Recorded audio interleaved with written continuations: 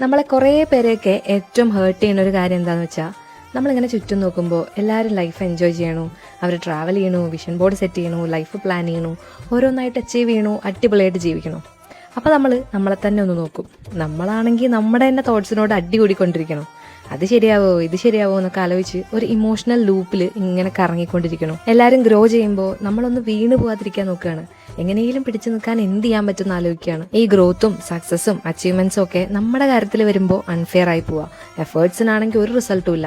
എന്ത് ചെയ്താലും ഒരു കാര്യമില്ലാന്ന് അങ്ങോട്ട് തോന്നിപ്പോവും. പിന്നെ വിചാരിക്കും എല്ലാം ശരിയാവുന്ന ഒരു സമയം വരുമായിരിക്കും. അങ്ങനെ ആ ഒരു കുഞ്ഞു ഹോപ്പിൽ ഇങ്ങനെ പിടിച്ചു നിൽക്കും. ഈ ഒരു വലിയ പ്രശ്നം നമുക്കൊരു കുഞ്ഞു തോട്ട് വെച്ച് ഫിക്സ് ചെയ്യാൻ നോക്കിയാലോ? എന്നാലും എനിക്ക് മാത്രം എന്താ എല്ലാ കാര്യത്തിലും ഇങ്ങനെ സംഭവിക്കണത് എന്നാലോചിക്കുന്നതിന് പകരം ഓരോ പ്രശ്നങ്ങളൊക്കെ ഉണ്ടാവുമ്പോൾ അതെന്താണ് എനിക്ക് തന്നൊരു ലെസൺ, അല്ലെങ്കിൽ അതെന്താണ് എന്നെ പഠിപ്പിക്കാൻ ശ്രമിച്ചത് എന്നൊക്കെ ആലോചിച്ച് നമ്മുടെ മെന്റാലിറ്റീനെ ഒന്ന് സ്വിച്ച് ചെയ്യുകയാണെങ്കിൽ ചിലപ്പോൾ that will be A game changer.